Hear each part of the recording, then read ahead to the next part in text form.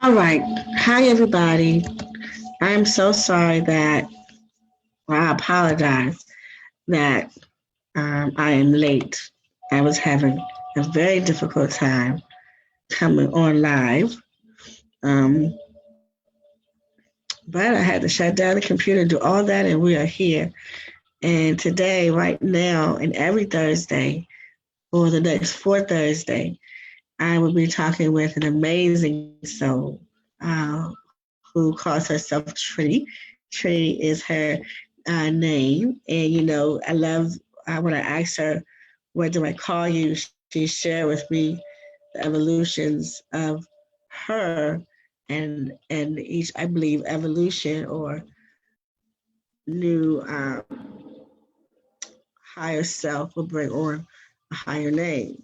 And I really love that concept. I actually participate in that to some degree. We're going to be doing some life coaching uh, on Thursdays around 12 o'clock. And I'm so grateful and so appreciative that she has agreed to do this live with me right here on my page. I love live stuff because it gives people an opportunity to grow and learn and heal collectively.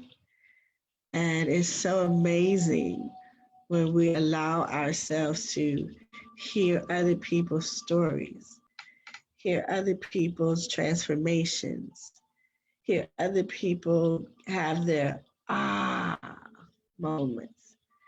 Because a lot of times, other people's moments are our moments. So I'm glad you guys are here. I'm going to try to do this consistently.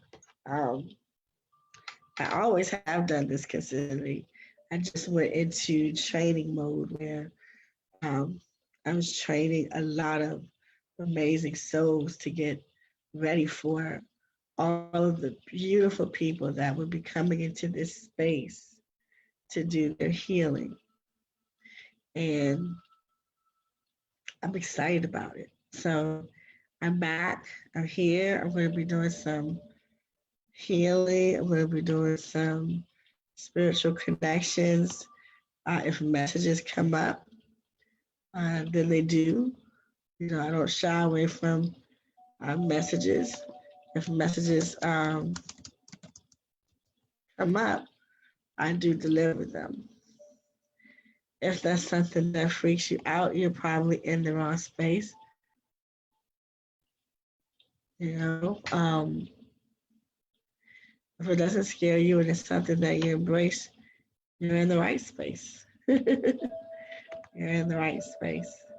So my name is Dr. New. I am a clairvoyant, intuitive, um, life coach. I absolutely adore helping people find their best selves and heal. I am dedicated to this. I really am. And if you are someone who says, you know what, Dr. New, if you're having a show and you want to be a part of it, this is for newbies only. Like if you haven't taken advantage of any of my coaching sessions before, um, maybe you've been following and just never spoke to me before, um, inbox me and let me know, hey, I want to be on your life coaching show where you can help me get through some of my challenges. I do it here live, just like you're watching right now. And I'm very open to working with you. Again, I love this stuff. I absolutely love this stuff.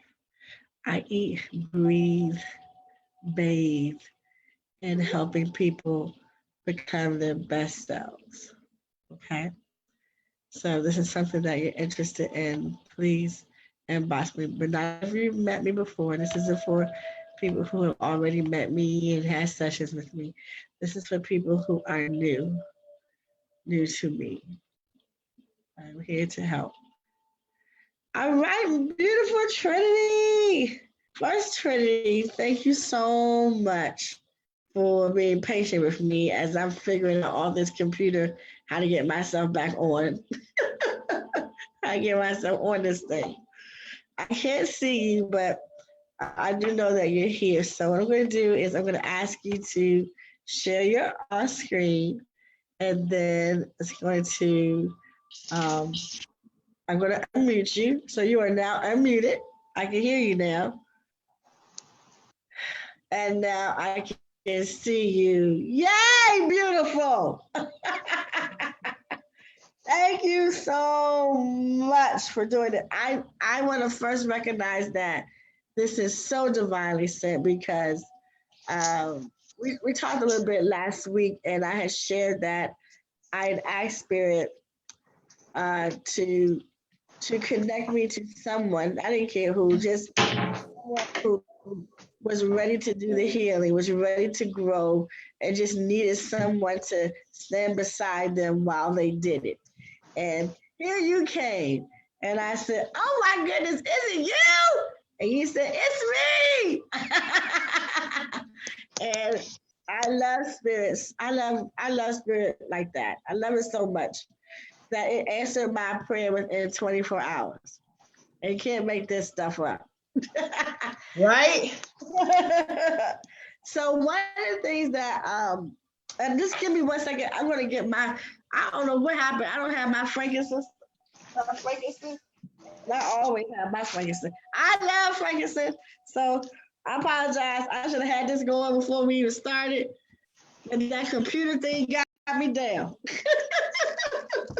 I couldn't seem to get it together.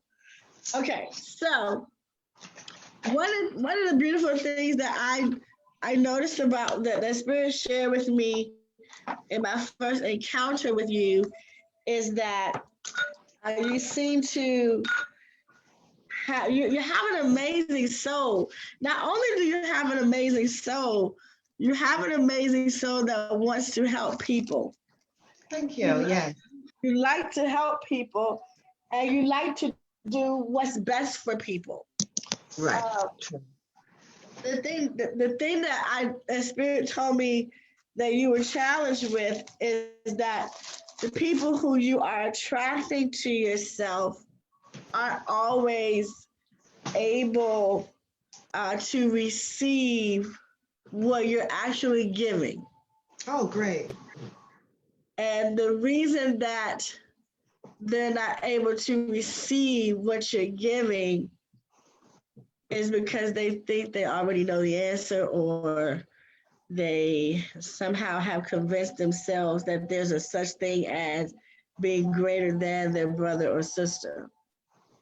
And they haven't arrived to the place where they recognize that we're all one and that we're all are growing, and that it's really not a such thing as being greater than or better than. It's just a thing of awareness. Different awarenesses at different times. That's it. That's all we're all having.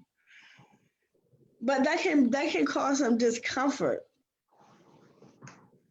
and that could cause one to feel not at ease.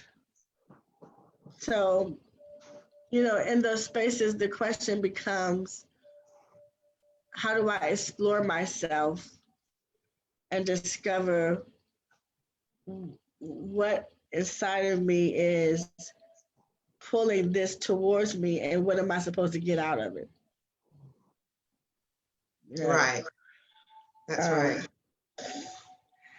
How do you feel about like attracts like? Is that something that you agree with? Is that something that you live in? Is that something that is your reality?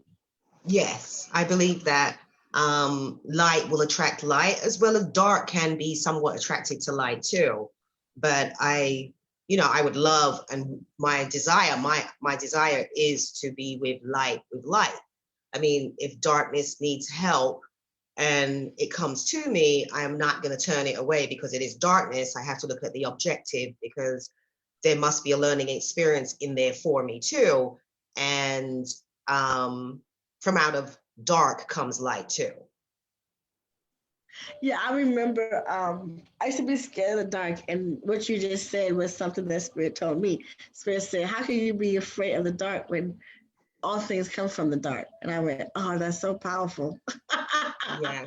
That's so, So so I'm not afraid of the dark, and I'm not afraid of people that are on a very lower vibration, rather than me saying they're evil. I'm not afraid of people on a very lower, dense vibration than me, because I feel strongly that there's a need. There must be a need for them to open up or try to speak to me about what's concerning them. And at that point, I'm there to listen. Sometimes the energy does get a little bit overwhelming, and sometimes I'm in something with someone and I don't realize how much my energy has been pulled with this person, and the way how the energy seems as if we've got a connection, but then after I've realized that it was more or less where I was pulled, or I delivered information, but to how we connected and how it seemed friendly or something like that, it just never goes anywhere after that. I'm sure. I'm sure. I love something that you said earlier. You said that light attracts light, but sometimes the light attracts the darkness. Yes. If the light attracts the darkness, if you have a belief that light attracts light, then if the darkness is attracted to the light, then that throws away the theory or the belief that light attracts light, unless you say that the light also has darkness. So this is beautiful because in this space, I'm learning uh, in what capacity I can help. This is why I'm asking the question. I'm always going to ask questions. I don't ever have the answer. No, questions are meant to be asked. You won't learn until you ask But questions. this could actually turn into a beautiful space of becoming aware of one's own beliefs and discovering if those beliefs are real and applicable. So when you say like attracts like, but sometimes darkness is attracted to the light. If the light is then attracted to if the light is then attracted to the darkness, then that means the light would have to also have some darkness.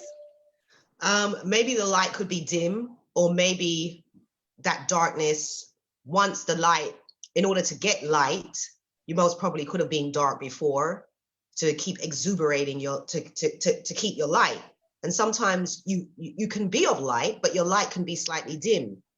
Your light can be triggered, let's say, from a dark force, because once you could have been at that place.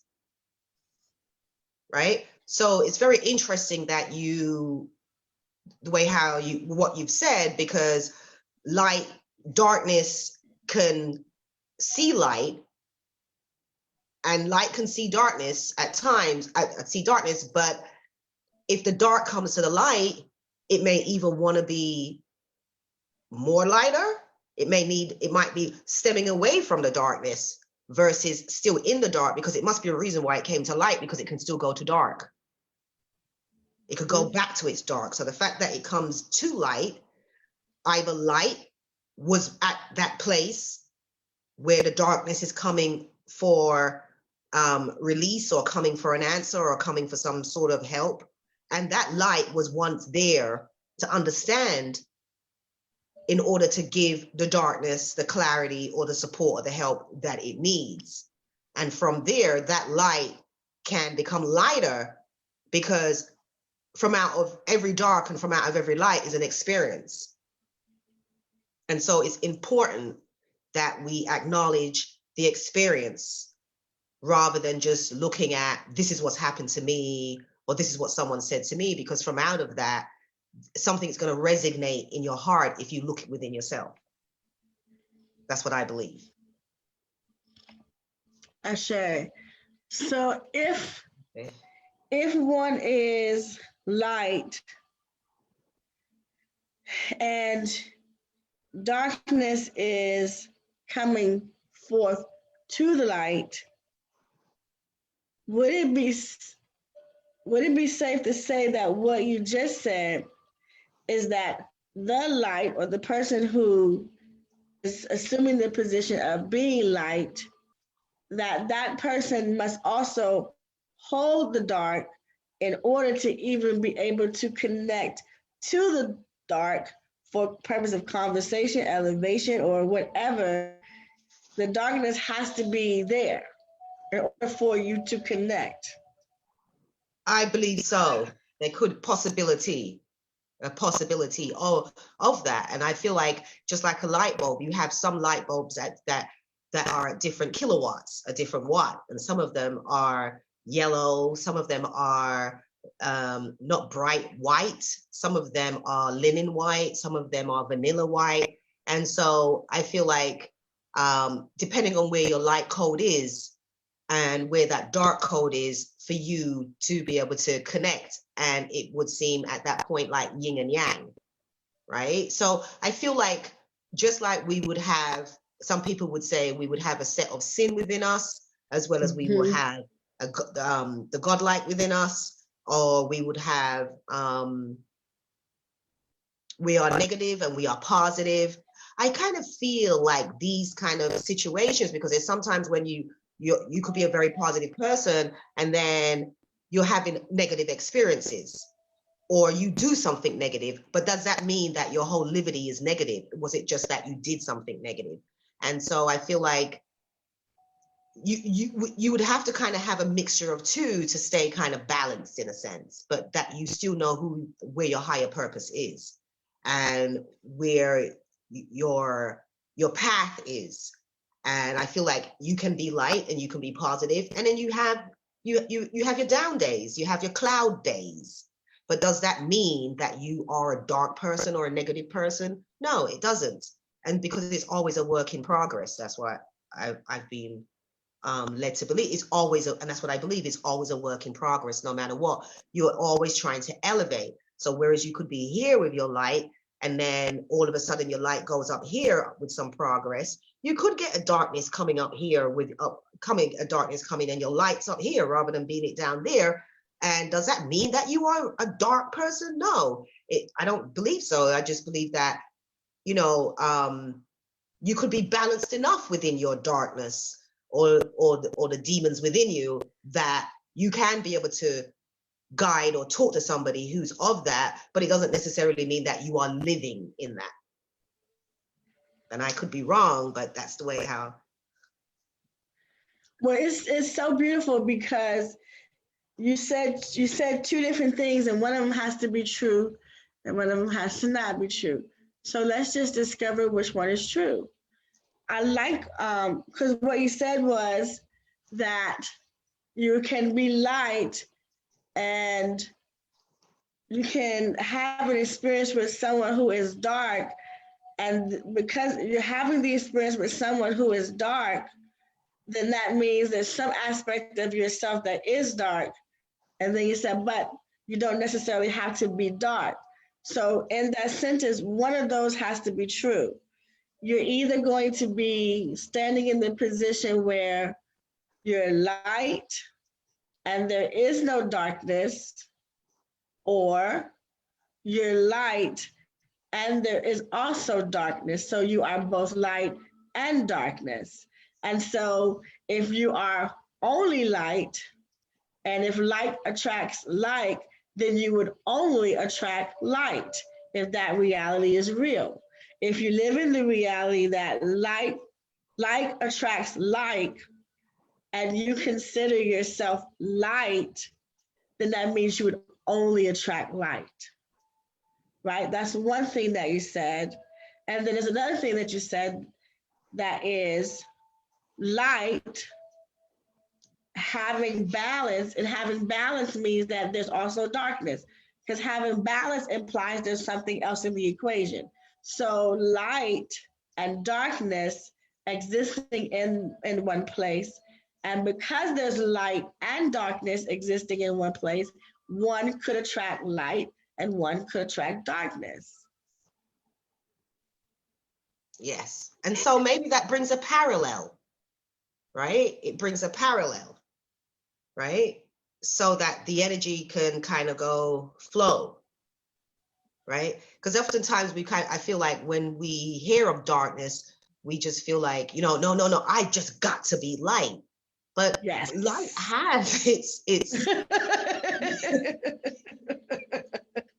yes, being real. someone of light has its kind of ups and downs as well, because it has to immerse and elevate to be a brighter light, right? Yeah. And so and that's how I see it. And I kind of feel like this comes to me like, you're a spirit, not in having an experience in a human body, but you're a spirit now, and you're on the lighter side of stuff, right? You're a spirit, and you have other spirits, right? And you see them. Some spirits' lights, they're not going to be in human form. Their light might be brighter. Some of them might be a little bit dimmer, but they're all kind of making up a light, right? They're all making up a light. And so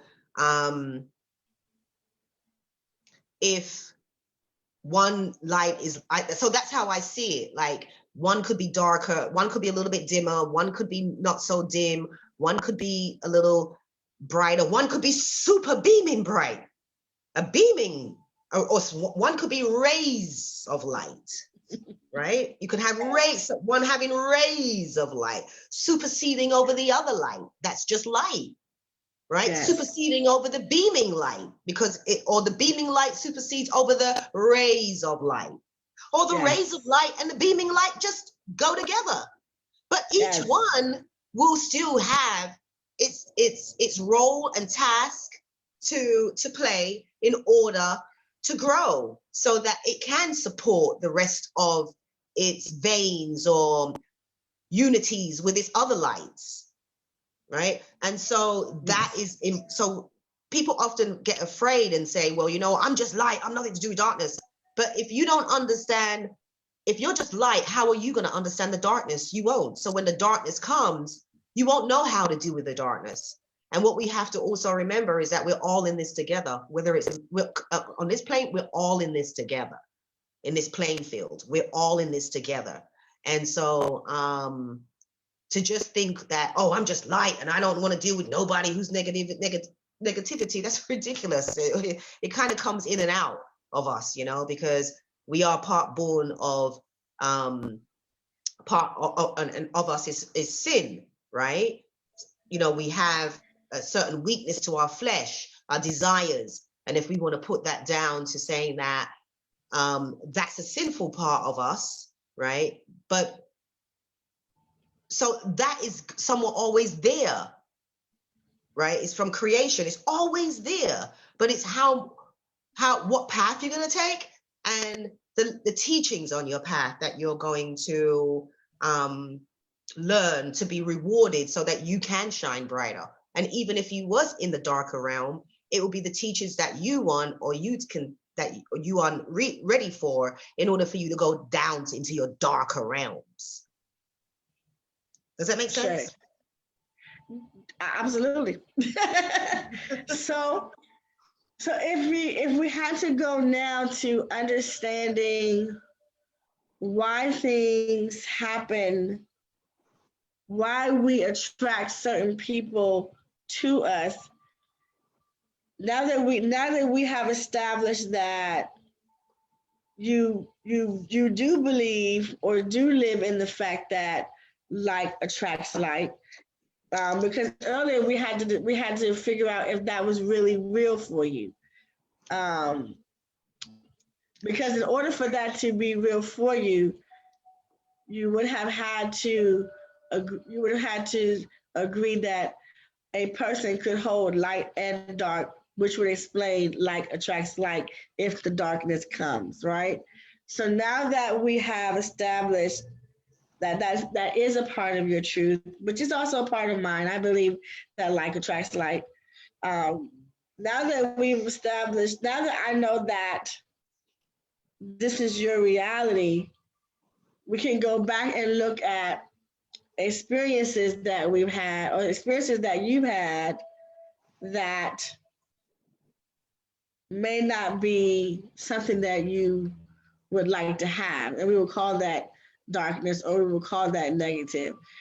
We will call that space darkness or negative. So this is all about understanding why these people would be attracted to you or drawn to you and you to them and you to them, right?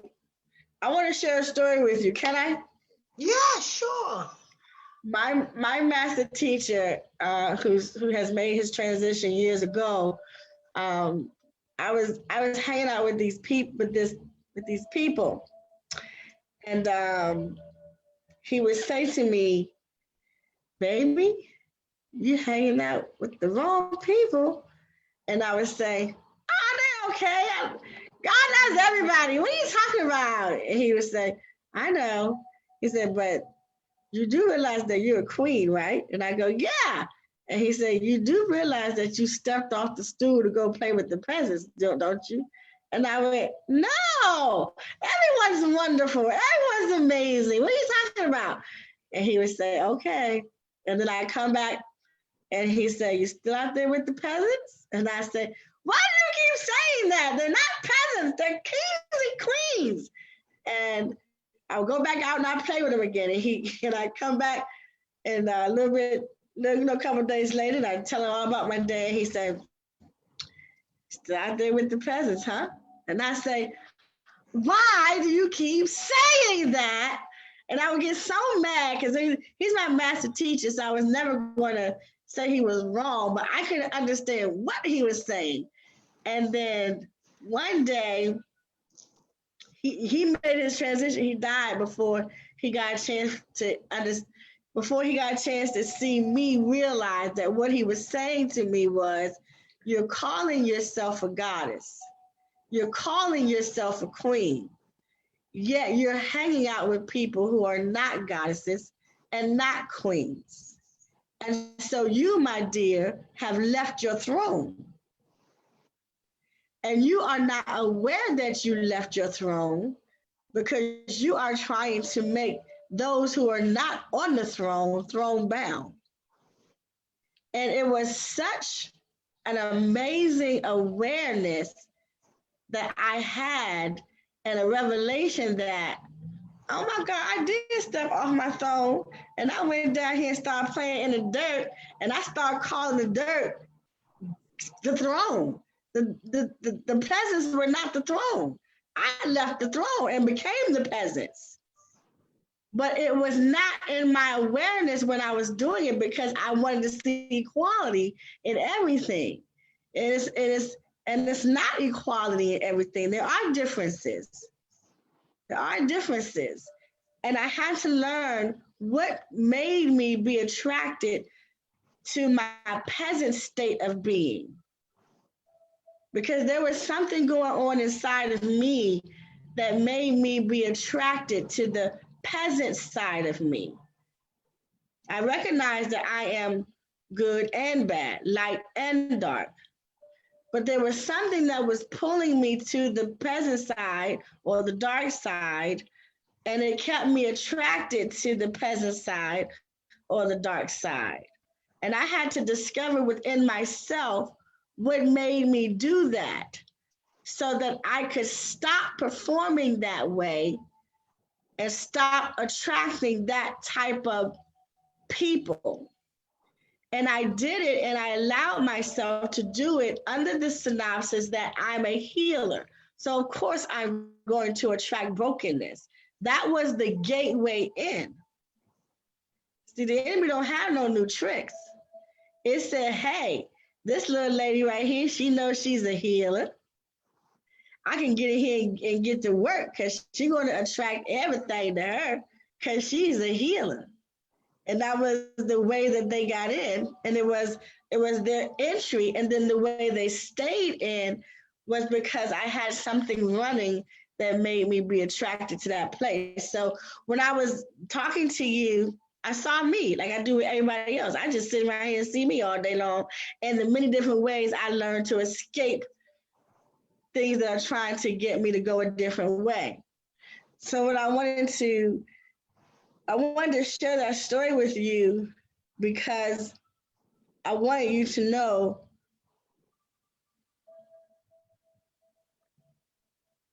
that awareness that my master teacher gave me in hopes that it would help you like it helped me to discover why I was attracting this to me.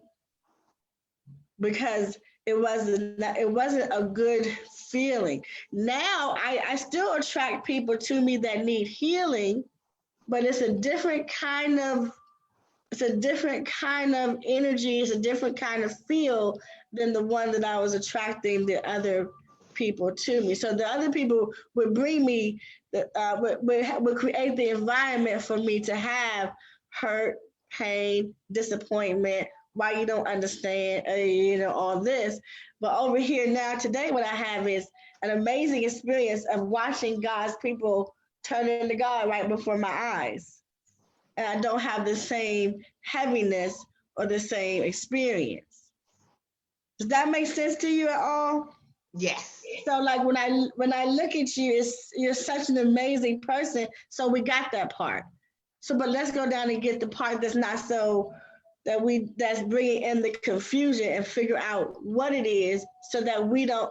I keep saying we because I look at it as we're one, sis. Okay, so that we don't attract that type of energy into our lives that will come and be dishonorable, because it's a dishonorable state when we're attracting people that are coming in and they're being dishonorable, and then we don't understand why the dishonor is there when we're trying to help them. Right, exactly. Yeah. Mm-hmm. It happens all the time, and it happens a lot. And I don't know what I've done so wrong. I don't know how the table's just why the person is doing that. But yet I would hear, I'm cool people's, but yet you still went out that way, and then you're very defensive about it. But yeah, I'm cool people's, but yet you're not serving me. But then when you're ready, you want to come back. You come back, and I let you back in again, and I think it's going to be, but it turns out to be the same thing, but just a different fashion of it. Sure. How do you feel when it happens? Like, how does it make you feel? Confused. Just tired, really tired, and just tired and just upset a lot that, and I just don't want to deal.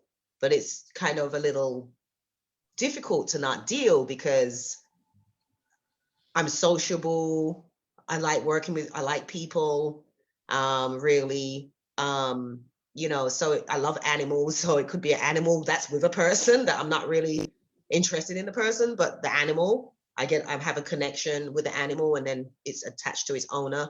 I just feel it almost broken. Like, when am I going to get that start on that road to just have, a neutrality with people, be neutral with people, and without having to have this type of tug of war. I mean, can't we just be happy or joyful with each other and just deal with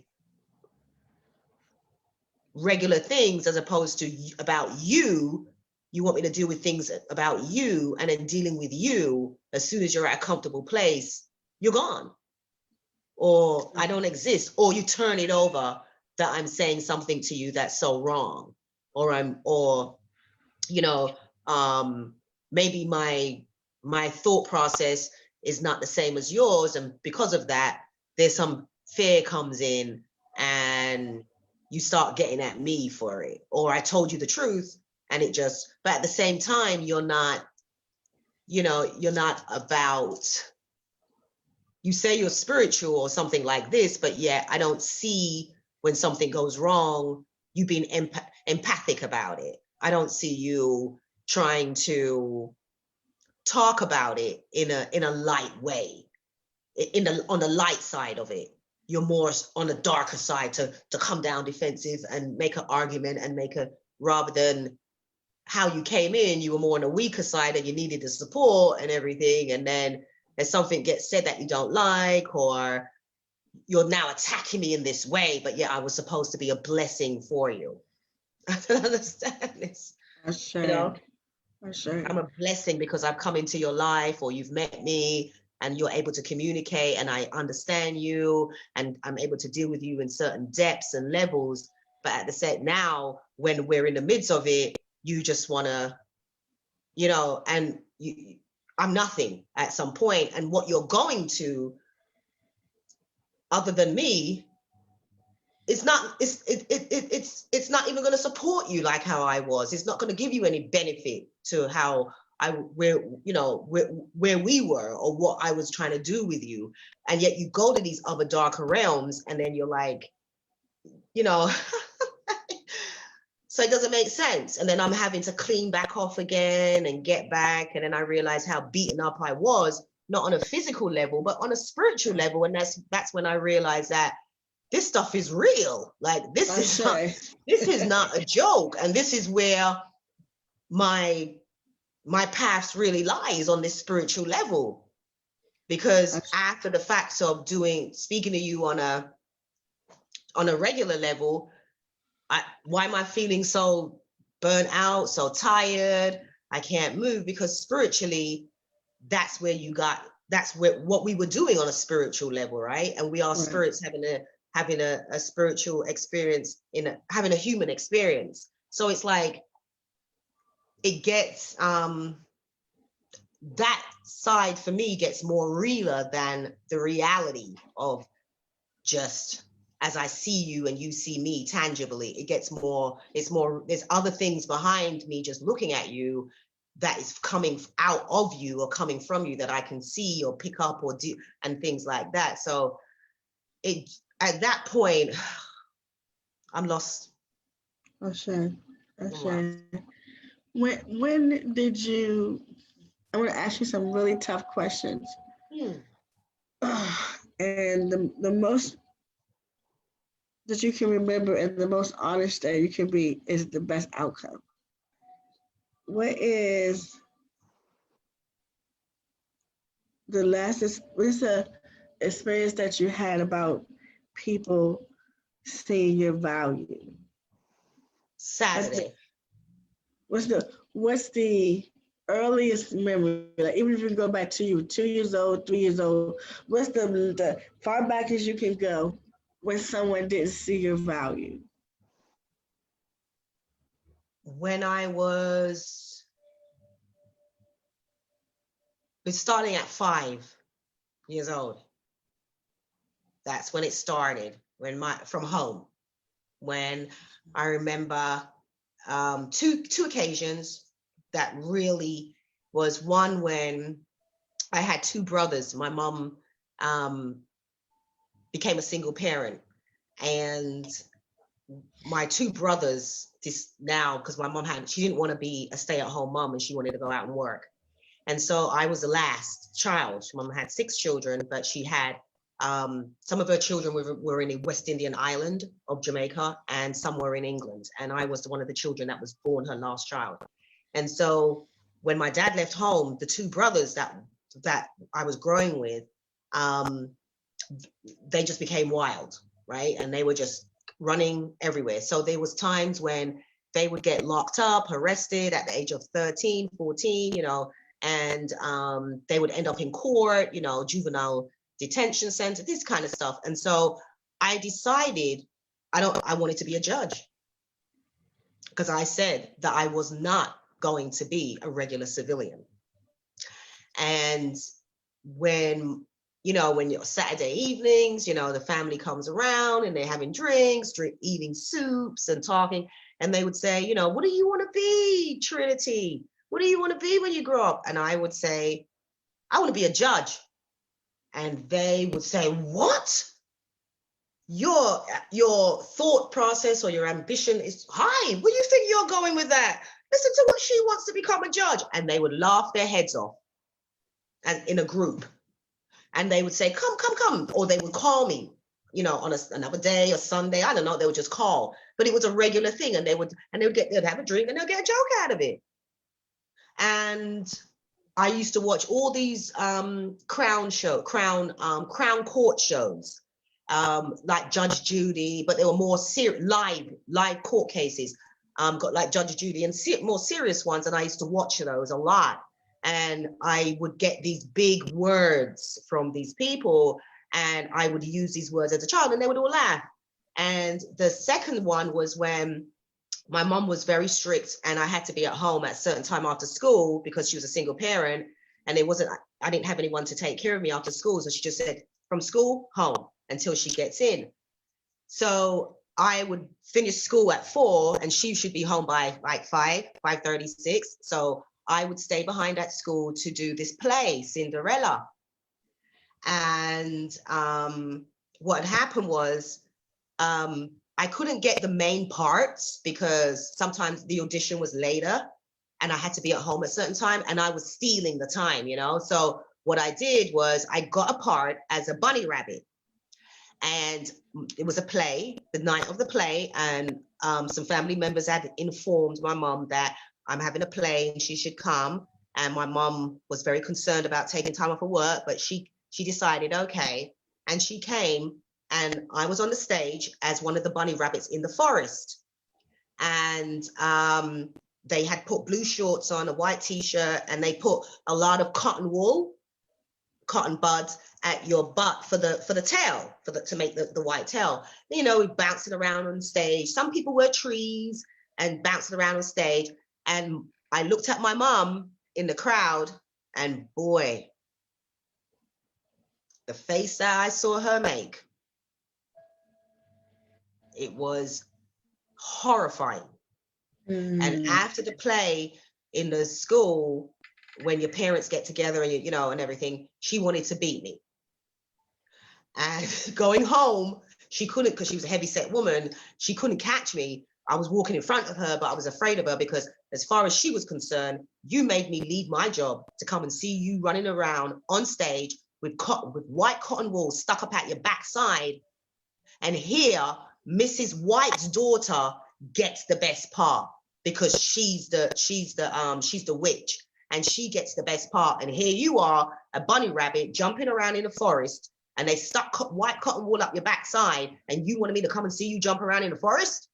And as far as she was concerned, that was it. And so at those stages, I knew that I had the option of being an actress, or being in the arts, right? Because I was that type of a child. So I knew that I was going to be in the arts. Since you didn't want me to be the judge from an early age and you laughed at me, I figured the arts. But then when I wanted to be an actress, but when she did that, I didn't do the acting anymore, and I never did the judge anymore. I went into photography. And I was very good at it. At 17, I was working, you could say, in Manhattan. I had my own office working for a company who's the largest advertising company today, called Superchrome. And I got into the arts, and as far as she was concerned, I wore weird colors because I like to wear bright colors, all different colors in winter and all sorts of. So she said I was a punk, and it couldn't happen. And then joining her in the United States, she said, can't do that punk stuff around me. So where did I go? I went into corporate world as an administrator. So two occasions from a young age. I started when I was younger. Yeah. I love it. I love it. When you look at these encounter, I will come back up to present time. When you look at these encounters with the people who are coming in, does it make you feel like they really don't see your value? What you mean to different people that are coming in? Yes. Um, So like when Question. the ones that we're speaking of in specific, when they come in and then they say to you, it's all good, and then they get all better, and then they say, thank you, bye, Mm-hmm. or they switch up on you. Mm-hmm. How does it make you feel? Does it kind of resonate with them really not seeing your value and really not seeing your worth?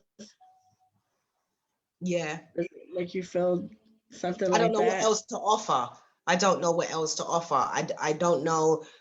I feel like, I kind of feel like, for example, comes to my mind, if with I've been in environments where I've, the home is beautiful. You have a beautiful home, you have everything, and someone says they like you, but they Mhm. like you for what you have, but you don't know that. I've been in that position. So I don't even bother with thinking about, oh, I need to have my house decked out here. I need to have the finest of leather sofas. I need to have this big flat screen TV. I need to do this. No, I'm done with that right now. And it's nice, but I don't want anyone to value me or see me as that's what it is for her. And I get that. I drive a little hoopty car, and I see people look at me, my car, and I've had people say to me oftentimes last year, why are you driving that car? You're better than that car. You look better than that car. You're crazy. You need a better car. And I'm like, well, it's only $20 a week on gas. It's running very great. It might have a few rust spots for bodywork, but the car's in good shape at this present time. It's a 2005 and it's running pretty well. And you will have people say, but you don't look like you should be in that car. I mean, so I'm like, really? And then it's, and I'm like, wow. So at this point, it's whatever your perception is of me. Because I got to find a place for me now. I can't be finding a place for you to feel comfortable with me at this place where you perceive me at, this person over there to feel comfortable with me, because I have this and they perceive it as this. I'm naked now. Mm-hmm. I'm Mm-hmm. now facing everything, facing the world and facing everybody in it naked.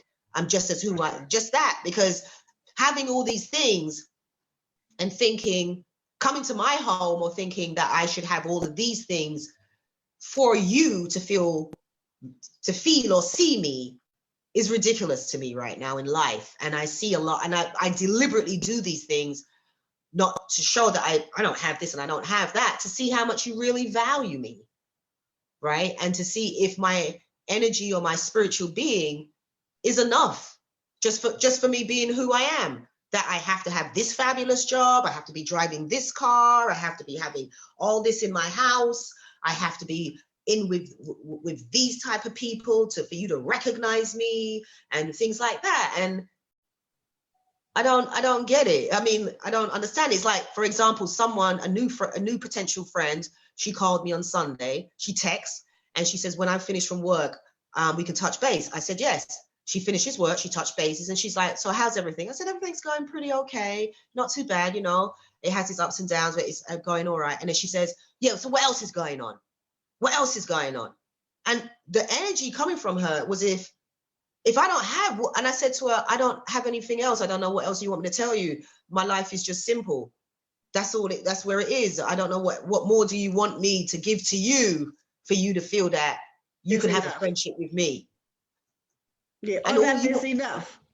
huh? Or that is enough. Yeah. So I get confused at this point, and now I'm thinking, what does she want from me for me to be a simple hello and how are you wasn't good enough? And we could talk about other little light things, and I I had to got you make, right there. I got you right there. You're doing amazing. I want you to know. I want you to know that you're doing amazing. I'm going to repeat back to you some things that you've said, Okay. and you're going to see how amazing you have done today. It it is like attracts like, right? And so you did a beautiful job. I asked you about that feeling of not being enough or not seeing your value. Where did that start? Where did it start? We're not being able to see your value. And you gave two beautiful examples of where your value wasn't seen. And then the experience that you're having with these people, they're not seeing your value. And even with the phone call from your friend that you were just talking about, when you were talking, even in your giving of your day, it wasn't enough for her. So the key words is value and not enough. Value and not enough. And so when you look at how they are attracted to you, I want to give you some homework. I'm going to download this video and I'm going to send it to you because you honestly did an amazing job. And sometimes you don't see how amazing it is until you start diving into it. But you did a freaking incredible today because the goal is to find out how these people got to you. Because once you can figure out how they got to you, you can change it and have a whole different experience. This you already know. So it's just now about finding out how they got to you. And you did an excellent job. Also, when you come from different parents, you have the same mother or you have different fathers, but the fathers are not around, but the mother is around for all of the children. And sometimes you have, I may sound ignorant right now, and forgive me if I do, because that is not my intention. Sometimes from our people of color, Black people sometimes do this to each other. They look at you if you are fairer. They look at you different if you have softer hair. They look at you different if you are born in America versus if you were born in Africa, right? You have people, sometimes in some families, this can happen. And I was a product of that. And being a last child and having much older siblings, it was placed upon my parents that their likeness or love for me was based on the fact that I had a certain, my complexion, my softer hair that I had, things like this. And their thoughts were, I'm going to be worthless. She ain't nothing. It was more a lot of that. It was like it was a lot of me always trying to prove myself that I was a good girl. I wouldn't have boyfriends at school. I never had any boyfriends. I never dated once in school, even though I had lots of guys trying to date me. I was afraid. I was an athlete. I was an art student. I was into drama. I was very creative and this time, but at home, you had to be spoken into when you're spoken to. And what I kind of said didn't have any weight. But I didn't know what else. I didn't know what I was to become or how I needed to be, more than just be obedient and sit there kind of thing. And it was drainingly boring with these older people. And it was just a kind of case of, she ain't gonna be nothing. Or by the time I was 20 something, she don't have nothing in life. What she got? She ain't got what I got. She don't have a house. By the time I was like 27, 28, working and everything, she don't have nothing. No man. By the time I was 30, it was like 30 something. No man ain't gonna want her because she don't have nothing. When it was younger, no man want a pretty face, just a pretty face, and you don't have anything. Okay, I'm working, I'm doing my own, I'm doing everything. Oh, she not even having, she don't have no house, she ain't got nothing, you know, and it was always constantly this, and then it was a case of you only like her because she's good looking. And it was, and I couldn't find a place, I couldn't find a balance. So I became solitude, confined to myself, and not having anybody opening up. I don't know. I don't know how to open up to, or to keep a relationship, or what it takes for a relationship to work. I'm lost. So I've never been married. I've never had any children. I've never even had a relationship in my life. I've had sexual intercourse, but I've never had a relationship in my whole life. I don't know what it is to really have a relationship with somebody, be in a relationship, a boyfriend-girlfriend relationship. I don't know what that is. We got work to do. That's all. My heart, I feel so, thanks. I mean, I never really thought I would ever live to say the things I'm saying now. I never thought.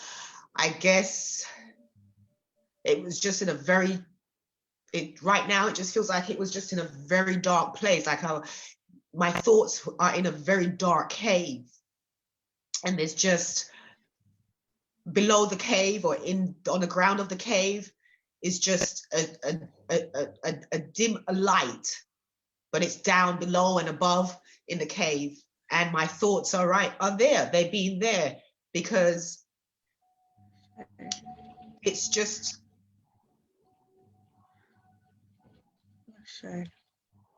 it's just been hard to kind of work with me with all the voices. It's the voices. It's the voices that keep coming back.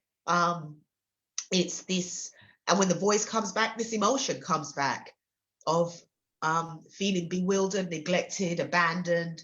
And I don't really know what I've done, because I've never slept with anybody's man deliberately. I've never been a home wrecker. I've never, I'm not too sure. Like, I'm not too sure. You're in the right space, because we're going to discover a lot of this. We're going to discover a lot of stuff. You're in the right space. I've been exactly there. You're in the right space, sis. We're going to do it together. Well, I haven't had anyone say that to me in my, how many years on this, 40 plus years on this on this planet. Not even a man has come and said, we're going to do this together. No, I've heard, I want to be with you, but but not like, we are going to make this relationship, or we're going to do this together. And that's very important to me, to hear we, right? Because those are tying words. Those are sealing words. Those are words of assurity. Those are words of support. And you could say, I'm going to support you, but when you say we are going to do this together, you going to support yourself, and I'm going to be there to cheer you along, or to guide you along, because you're going to put the work in, and we're going to do this together. And so that right there in my solar plexus, it feels like it feels lighter. It feels lighter in my solar plexus. I feel a lot lighter here in just receiving that. It makes me feel lighter in my solar plexus. So thank you. Thank you very much. Thank you very much. I heard you say a lot, and I heard you say, even from being a child, your you were not valued, you were not respected, your ideas were not taken into consideration as being something that you can do. You were encouraged that you could be those things that you wanted to be. Instead, rejected and laughed at and not taken seriously. And even at the age of 5, being taught that you have no value. It's serious. It's a serious teaching. Now, our When I parents was, don't know. sorry to cut you, when I was a child at 3 years old, and before my dad left, um, one day he sat me on the windowsill and he was looking up in the sky and he said to me, and I said, Dad, what are those things up there? I never even saw them until he was looking up and he said, those are stars. And he said to me, Trinity, I want to tell you something. And I said, what is that? And he said to me, before you were born, he said, I knew that I just have to share this with you somehow. And it's not something that I share. So, but I'll share it with you because I feel like Spirit wants me to tell you this. And I feel like saying this to you, I feel like it's gonna kind of give you a better grounding of something with me. I'm not too sure, but I'm just gonna have to say it to you. And he said to me that before you were born, I had a dream that there was a cradle in the heavens and there were 2 hands that were stretched out to me with a cradle. And in that cradle was a little girl, a baby girl. And he said, I knew before you were born, while you know, being carried, that you were going to be a girl and you were going to be a blessing unto me. And my dad was the first person to talk to me about spirit and the creator and the stars and the moon. He was the first to talk to me, introduce me to the cosmos, and he was the first to introduce me to spiritual beings. And he was the first to introduce me to what I saw him with. And he was the first to introduce me to Ethiopia. There was stuff that he was very big into Ethiopia many years ago, and he was the first to talk to me about Ethiopia. So I don't know why I had to say that, but I feel like he was there. He wanted to celebrate me, something like that. He had some belief in me, but when he was gone, he was my playmate. He was my he was a go-to person for me in the house. But then when he left, this kind of stuff happened to me more, it felt like, where I was kind of left alone, and this ridiculing or this kind of pushed aside wasn't like him. It wasn't like him, something like that. He wasn't, he wasn't gonna be there. He was there, like he was just there. I wouldn't be in the house alone. I wouldn't be in a room watching TV by myself, not for long, because my dad's either going to come in there or he's going to pick me up and he's going to take me with him to watch the TV with him downstairs in the front room. So it was like he was there. But when he left, it was like, it was constant now. Something to do with my skin color, something to do with my looks, something to do with my hair. It was all about this and that about me. And I couldn't do good in school. I couldn't really, it was a lot of things that I couldn't really comprehend very early. But I knew that stuff was in the arts for me. I knew that color and on stage, because at the time I liked to watch Sophia Loren, these elegant women that were acting, these beautiful women and these beautiful men actors, Clark Gable, these kind of people that were so sophisticatedly dressed, that I took on that as I was a child and took on elegance, beauty, this kind of stuff from I was a young child. But they just saw me. I don't know. It was just, I was nothing. I was nothing to them. I was going to be a vagabond, and I was going to be some kind of like street girl, like that was out there because I was good looking. So men were going to want me and I was just going to be loose. And it was this kind of thing. And then it was a kind of thing like I wasn't going to be of much. But yet they weren't doing anything with me, you know. No, but the people who were That's right. governing me, they weren't doing nothing more than when they were to do something, they would talk down, like this kind of thing. And I was just like, so I Sure. just didn't. That was it. That's what I just wanted to share with you. I sure. It's this the journey that we're going to take. It always leads back to the happy space. So the reason you had to share that story is because, and I tell people this all the time, our parents, people who have played significant roles in us growing up, are the people who give us the most damaging things. They they really damage us, not intentionally. It's just a part of who they are because their parents were that way to them and their parents were that way to them. So they don't know anything different but to give you what was given to them. So the reason Spirit had you go back and remember that moment is because we're going to take a walk, but that walk is going to be very hard because it's going to be admitting and crying and sharing things that our parents did that really hurt us and allowing ourselves to do that. Because a lot of times we don't allow ourselves to do that because we love our parents and we can see the honor. But we have to put that down for a second so that we can get our healing. But at the end of the day, we return back to that story where your father said, I knew you were coming. Yeah. I knew you were coming, and you were my prized possession. And honestly, you still are.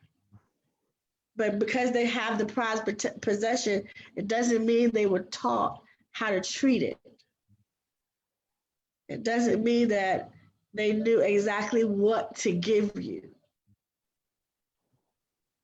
And in their inability or lack of awareness or lack of knowledge, they hurt you. So that was your father's way of saying, baby, you get ready to go down the road. And I done did some shit to you. And we're going to fix it and we're going to cry. But at the end of this story, I'm going to take you back to I knew who you were before you came here. Before I hurt you, I knew who you were. And I still know who you are today. When was your father a slim guy? Yeah, he's alive. He's a very, yeah, he was a very thin guy, slim, very Okay. yeah, he was, yeah. When you were telling that story, I saw you, or before you told that story, I saw your dad like looking out of a window, but not like the windows here in America. It was more like a clay window, like the houses are different. Where he showed me him at, it wasn't like the houses that I live in. It was more like the clay houses where there was a window and he was looking out of the window, but not like the American houses. Has he lived somewhere other than these American houses? Oh, he's lived in England. He's never been to America. He won't travel. Ah, Yeah, he okay, never travel. He traveled once when he was 18, and he would never travel on a plane again, okay. not even a I see. boat. It's good that So, your dad is alive too. I will share this with you. Then we'll get off. We're gonna come back again this Thursday. But I was I was I was raped probably 5 times in my life by people that I knew. I was never raped by a stranger. I was always raped by people who I knew. And it hurt me so bad. It gave me a lot of abandonment issues. It gave me a lot of fear of men. It gave me a whole lot of stuff. And one day, because I went through this healing like you're doing, I asked God, why did you let these men rape me? And Spirit reminded me or let me see this conversation that I used to have with my father when I was a little girl. Probably started when I was about 8 years old. And he said, when you get older, somebody's going to rape you. And all I want you to do is shut up, be quiet, and bear it. That's all I want you to do is shut up, be quiet, and bear it. And I said, okay, daddy. And he taught me that all of my life. And so when I was doing my healing, I said, Dad, why would you tell me from a kid that I was going to get raped? Why would you tell me that? I said, as a little kid, I had no idea the impact that it had. But I know now the impact. Why would you tell me that? And I said, because when you planted that seed, it grew. It grew inside of me, and I created my experience of being raped because I believed you, and I adapted that as real. And he said, I never meant for you to do that. He said, I told you that because I'm from the South. My father was raised in South Carolina, and it was a racist time. And the white man would come in and rape the black women. And if the black women fought back, they would kill them. So my father said, all I was trying to do is keep you alive. But he tormented me. That tormented me. It gave me hell. He didn't mean to give me hell. In his mind, he was trying to save me and not and keep me coming home alive. But that's not what happened. What happened was it created a realness inside of me and an experience of being raped. So even when I heard you tell the story of you're not able to dream from a child perspective, is you don't care, you don't value me. From a parental perspective, it could have been, I don't want you to get let down.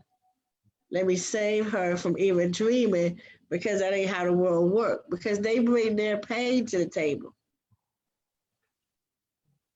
That's all they got is pain. Well, that's not all they have, but I'm just saying a lot of that stuff is pain, especially when they have been raised in places where, and my father was raised in an area where the Ku Klux Klan was two doors down the street. It's still there. With the experience from that place of not being able to see a black face go out and be the judge, go out and be an actress.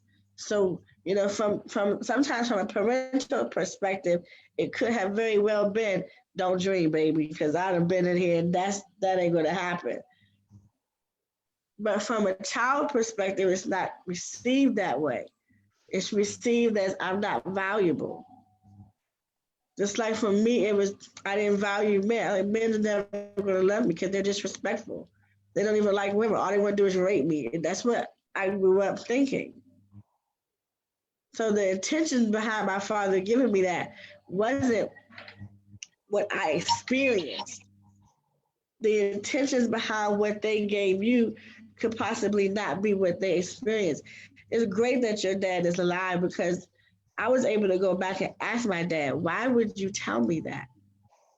So that I can get my healing from him while he was alive. You never know. You might ask your dad, why would they tell me that? So that you can hear it from their side.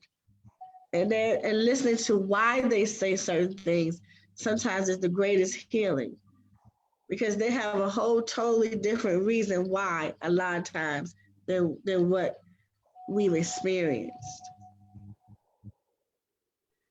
You understand? You know what I'm saying? But it's all a part of the healing process. It's all part of the healing process. We're going to go through a lot of it. You know? And hearing you say that, I kind of feel like I'm so glad you said that to me because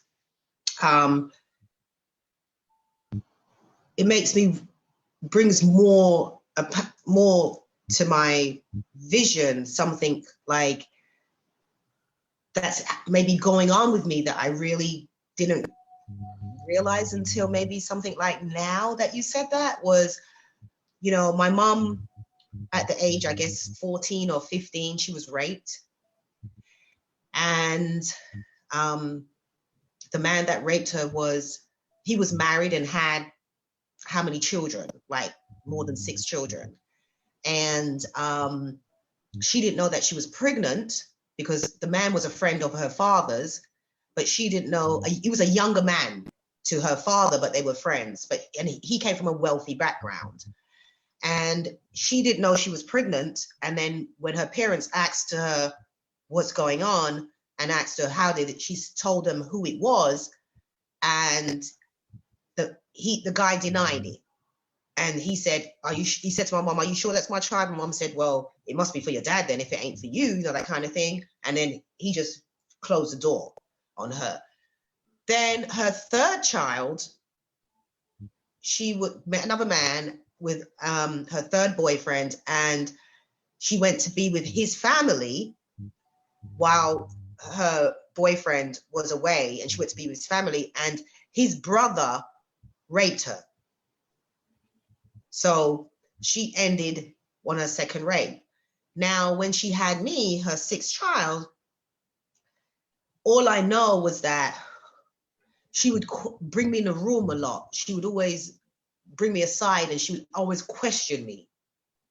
And boys was nowhere near to be for me to go close or anything. She didn't want nothing, but she was always asking me, and I was never allowed out. I never had sleepovers. As a child, I never went, nothing. I never even had a birthday. I never even had a birthday party.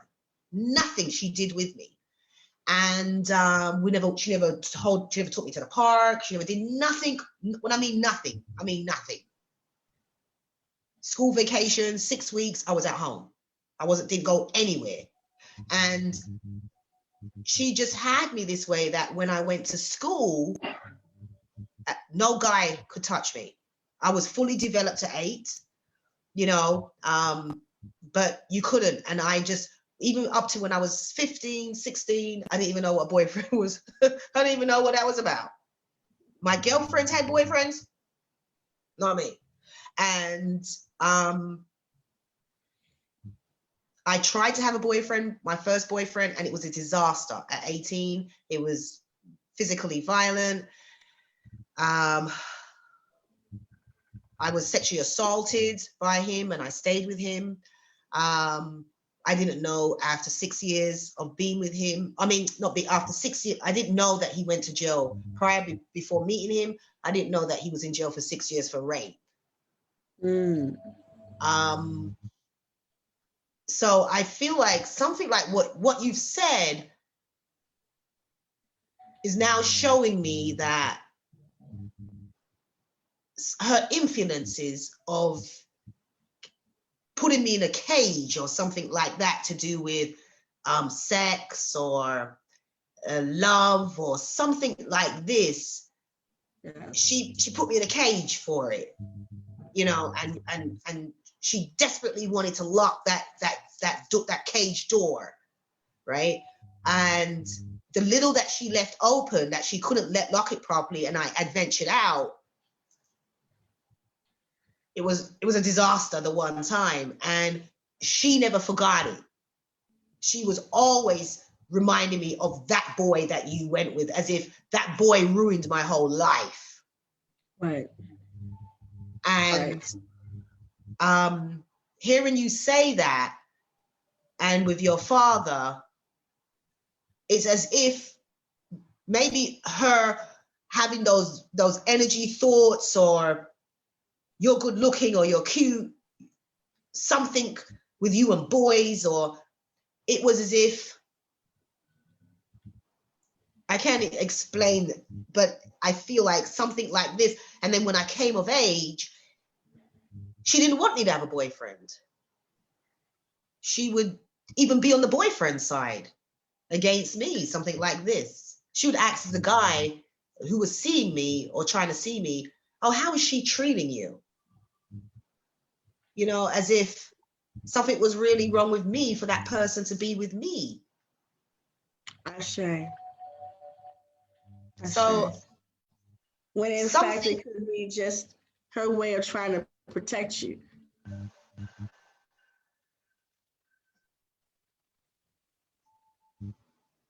But it never worked, because I'm still by myself all these years. And I mean, I go out there today and people think I'm married. They think I got kids. They think this, until I say no. They're like, you got to be out your mind. And I'm like, no, not at all. I've never been married. I never had. So I don't know. I don't know of that world, you know. And at this stage of the game, it's like, I don't, I mean, so I just hearing you say that has a lot of relevance, from where I'm coming from. And it's now getting me to see on the other side of the platform, Sure. and this emotion or these feelings that were feeling stuck are now, I feel like a bit of dirt is shifted from around that stuck stone with Sure. our connection today. I feel like something that was firmly stuck into an earth, I see the earth has slightly shifted away from that stone. It's just slightly moved away, but it's still there, securely placed. But however, the dirt was covered on top of the, slightly covered on the edges of the stone around it, and had it like a when you get a stone and you have a fixture around it to hold the stone in place. I feel like these fixtures that was around the stone that was holding it down have now kind of opened up, or they've shifted down a bit, away from it a bit. And so now the stone isn't so clamped down. It doesn't feel so clamped with this kind of communication that we're having right now. Ashe.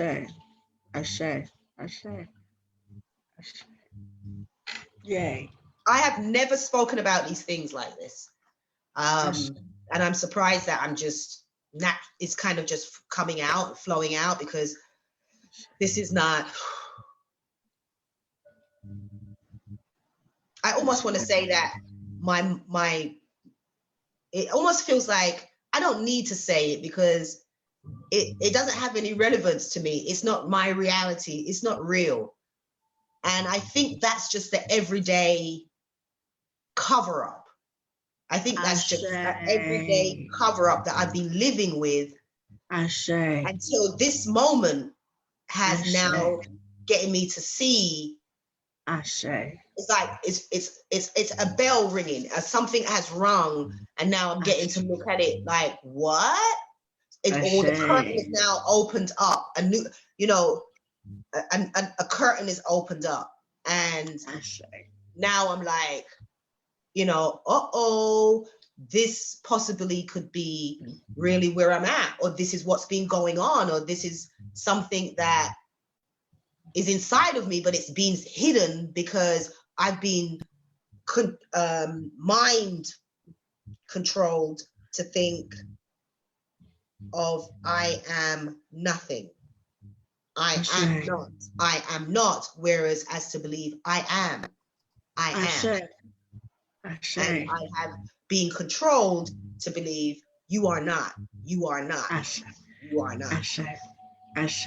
And that's what I feel today, right now. I see that. And that makes me come back to when you first said about the peasants versus the queen or the empress that you are, versus the peasants. And something like this has a reflection, has something on me. You saying that to me has something on me, and everything that's going on right now is like, it's pulling, like everything that's going on from the beginning. I feel strongly from the peasant to, being your true place of birth, right? Wearing that, or leaving that throne and going with the peasants, thinking that everybody's everybody because I want to fit in. Because I've been taught not to. There's no place for me over there. So I'm out there trying to fit in with everybody. That's right. That's how it feels. I'm out there trying to fit in with everybody. Everybody. I'm trying to find a place out there with everybody, and maybe not with my true self, because who my true self was, I was told that it's not good enough for somebody else. And that's how that feels to me right now. That's how that really feels. And that's why I'm saying what I'm saying, because That's what I see. Ashe. And I can't, and I just lost. Mm. I don't want to say I'm lost, but it's a challenging where I'm at right now to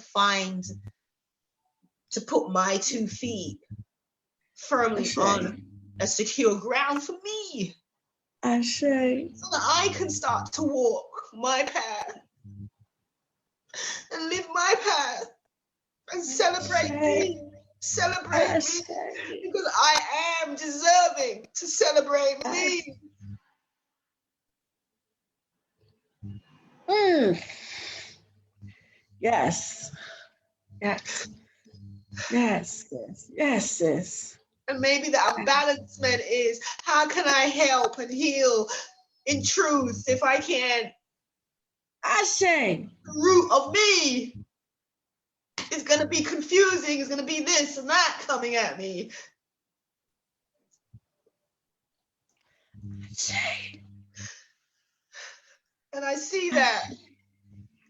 I didn't see that. Ashe.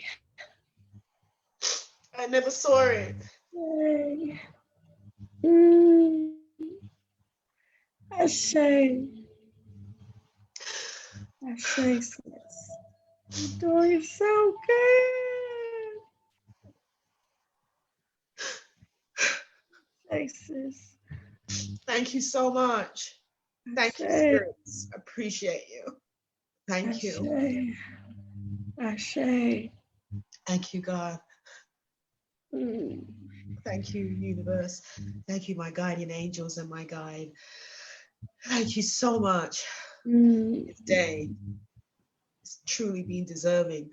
It has, and I'm deserving of it, and I'm grateful for it, and I'm willing to receive. And thank you so much to be with this lady today, who's guiding and helping me, and has brought this out, this darkness that she's trying to work with, this snake that's wrapping me up and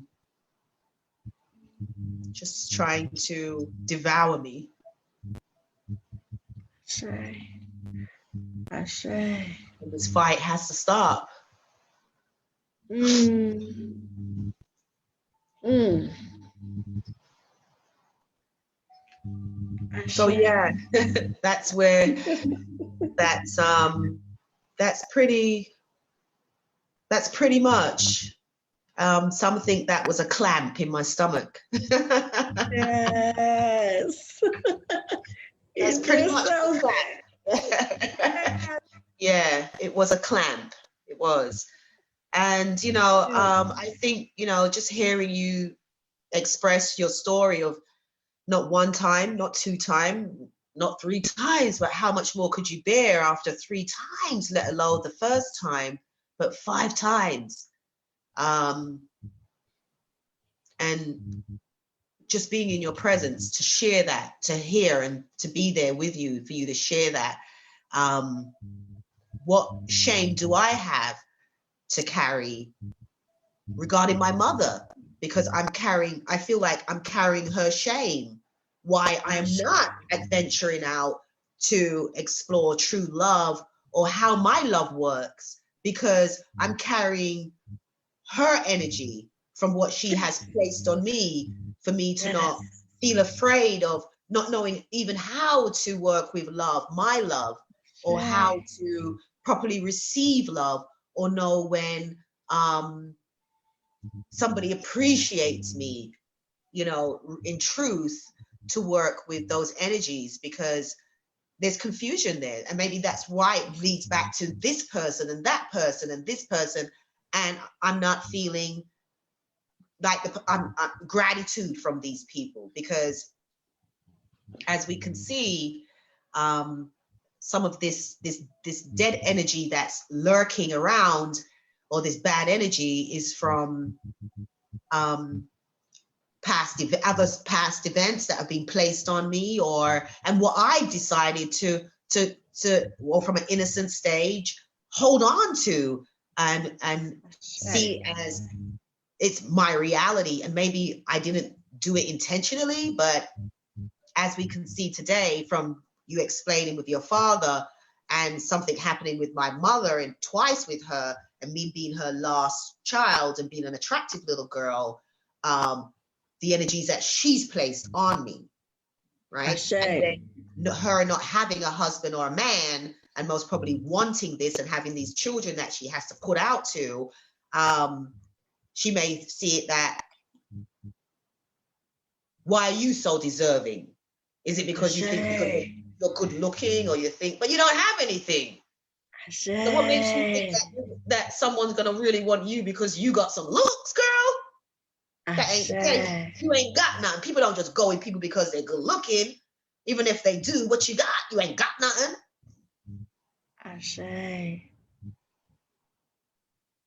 And you don't have a man. So if you don't have a man at the age of 34, 35, you must be whoring.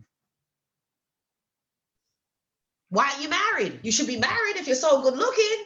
Somebody should have took you up from now. It's because you're worthless. Because there ain't nothing about you.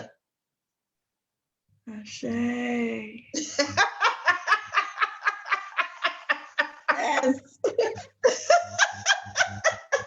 You're worthless. Nothing good about you. What's that so great about you? Oh, please. You don't even have any security.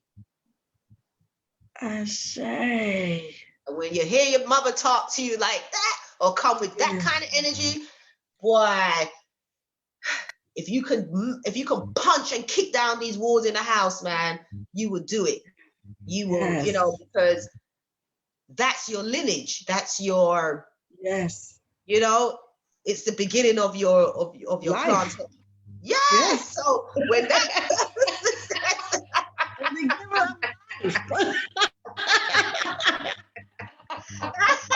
when that person comes up with that, you feel like, okay. That's the one person is the giver of life. Everything else is spectacle. I mean, speculation. Yeah. Everything is speculation. You came out the womb. Yeah. But when he begins to talk to you like that, it's different. Because you'll believe it. It becomes truth. Because that's the person who you have to believe and trust. Okay. So it becomes truth. And it's our job to make it not true. Well, God rest her soul in peace. She passed away 2 years ago, November the 6th, and 2017. And I can honestly say I loved her to every cell in my bone, whether it white or red. And she was never there for me. I've been in the United States for 20-something years, and she never once came to visit me. She never invited me for Christmas, Thanksgiving, nothing. I stayed by myself here in Boston, Massachusetts, all alone. She spoke to me nearly every day. I try to support her through her miseries or unhappiness with her family. And we spoke all the time. She still had a lot of, I still made her have somewhat of control over me, because I think I needed acceptance from her love, which she was not going to give to me. And she kept on coming to me for support, communicational support, emotional support, but yet I was nothing. By the time I was done giving her everything, she cussed me out. Tell me and hang up the phone, and you son of a bitch, you this, you that, you ain't got nothing. Oh girl, kiss me ass, click. She was very much like that. And so since she's gone, this is the best it's ever been. This is kind of, when she left me when I was 12 and a half, and when I came 15 and I was with the photographic company, that was the best time of my life. But ever since then, after that, it's just been a lot of up and down, going through many, many years of my life with this woman and this family. And then now that she's been gone, coming on 2.5 years, things seem to be a lot better. I got my my awakening in 2018 of March. Was my first, got my true awakening then. I started getting more empathic after that, healing after that. And then things are becoming more stable. I'm more getting connected with the universe and spiritually, empathically, intuitively a lot more. But stability and is becoming more apparent now that she's gone, because there will be times when I would create stability for myself and I want to be, hi mom, how are you? All right. And then if she hears I'm happy, she would tear me down somehow to take away that happiness. So now, and then I would be screaming in the apartment and the neighbors could hear and everything and stuff. And so now I don't have to keep going up and down like that.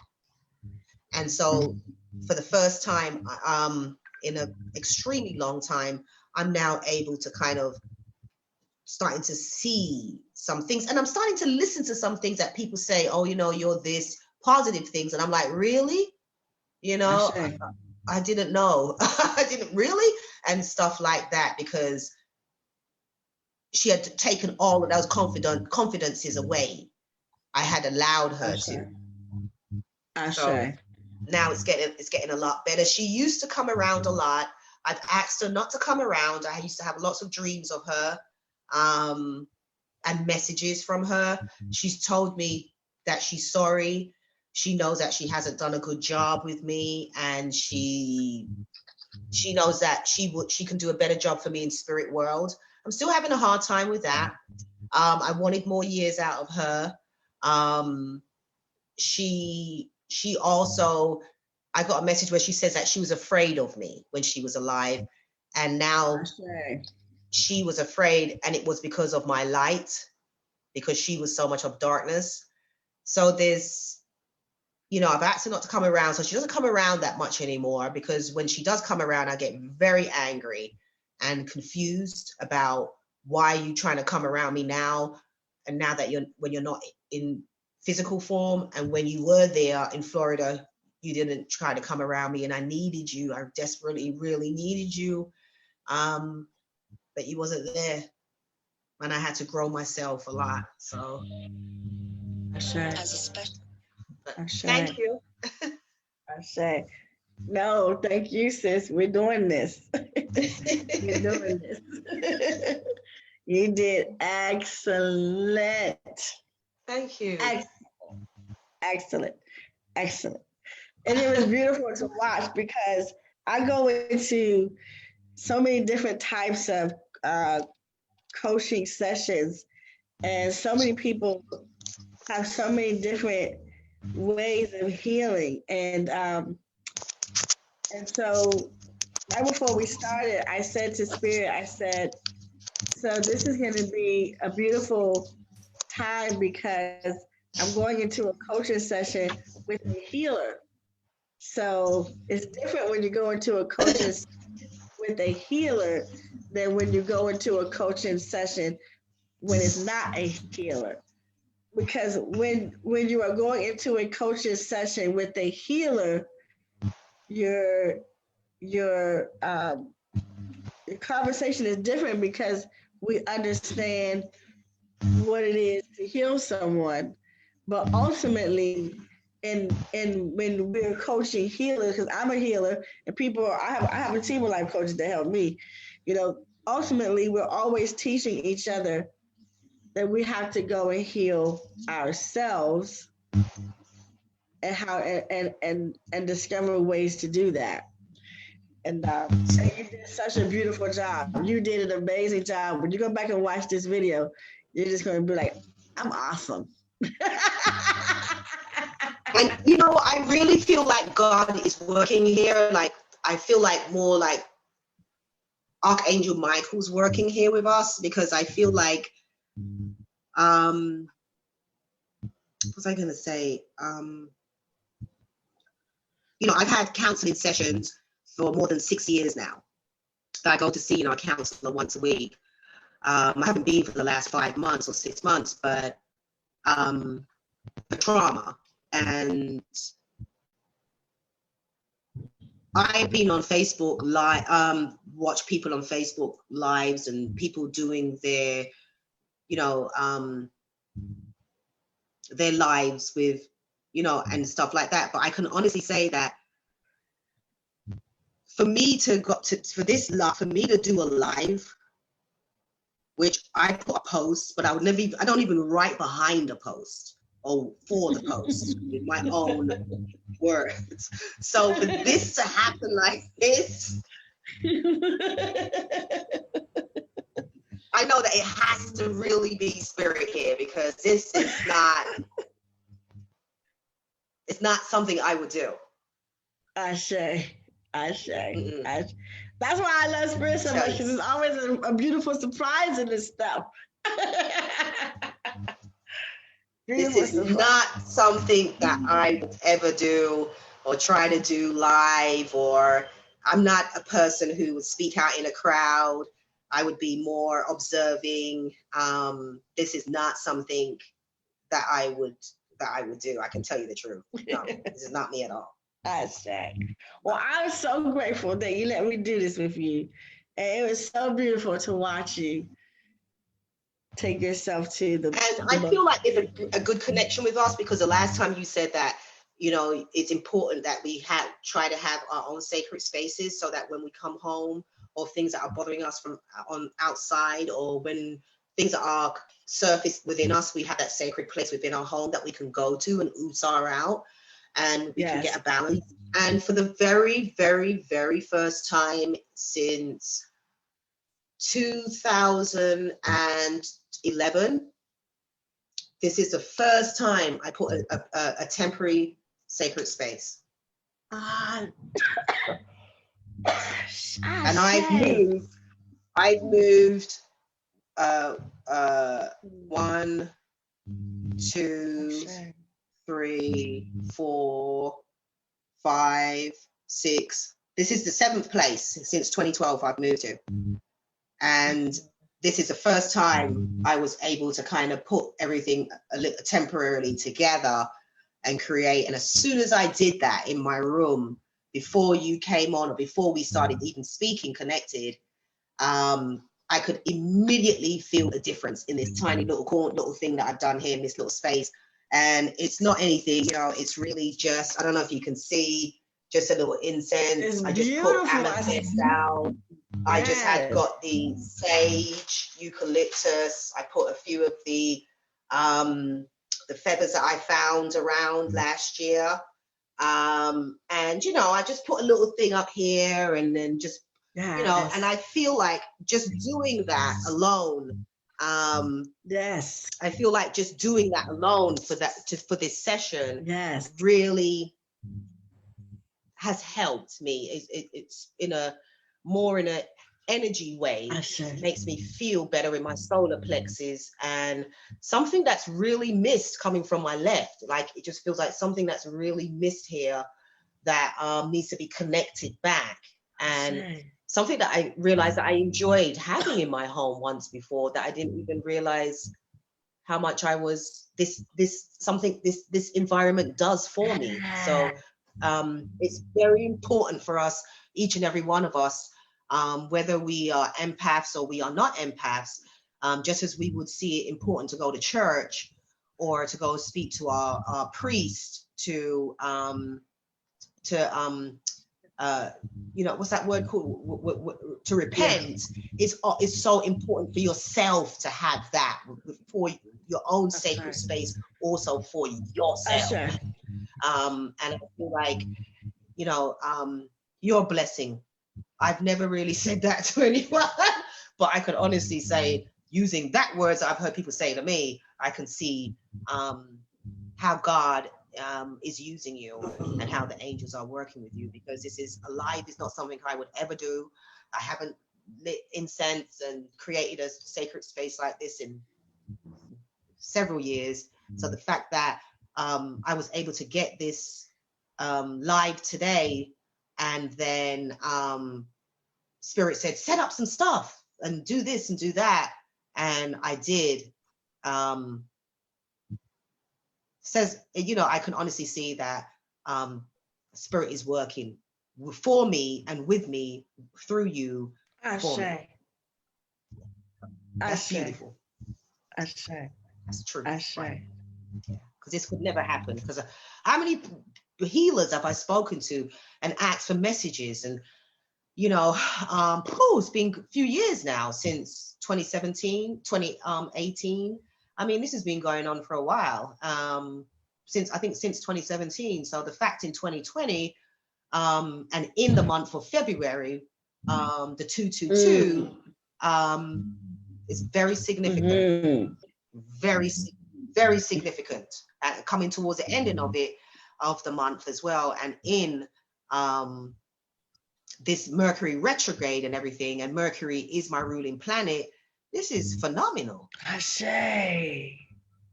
Yeah, this is bigger than what we can't make it up. There's a lot of there's a lot of little dots here connected here than what I really realized, because we're in the month of February, and we're in 2020.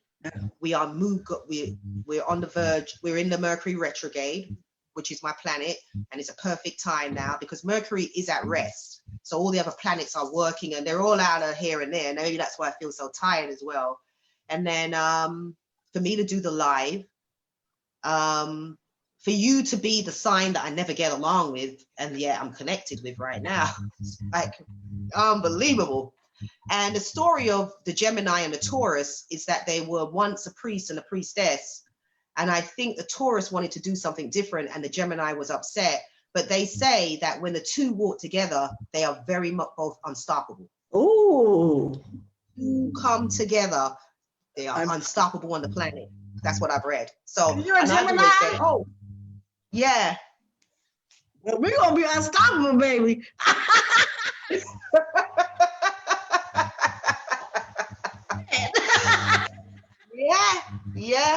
Yeah. So blessings to you, sister. Much blessings. Blessings to you, and you were a blessing to me today too. So this was my honor, sis. This is my honor, and I loved it. I loved watching you do it. So we'll do it again. We're gonna come back Thursday. I'm gonna wait to see what the Spirit tells me. I always do. Like I always call people and say, "Okay, Spirit gave me something for you to do," or like an assignment. I don't like to say homework, but it's just something that we do to strengthen ourselves up. So I just wait for the Spirit to tell it to me. As soon as I hear it, I'll be messaging you. All right. That's great. Now, you said you had a homework for me. Do you remember what that was? Yeah, that's what I'm talking about now. I do. Okay. But I have to wait till Spirit give it to me. I know she's going to give it to me, but I just got to wait and see what it is. Okay. It normally comes up in a day or two, so I'll message it to you. Sounds great. We're gonna do this. We're connected forever now, but we're gonna do four Thursdays. Four Thursdays to healing, baby. 4 Thursdays to healing. So I'm putting you on my book.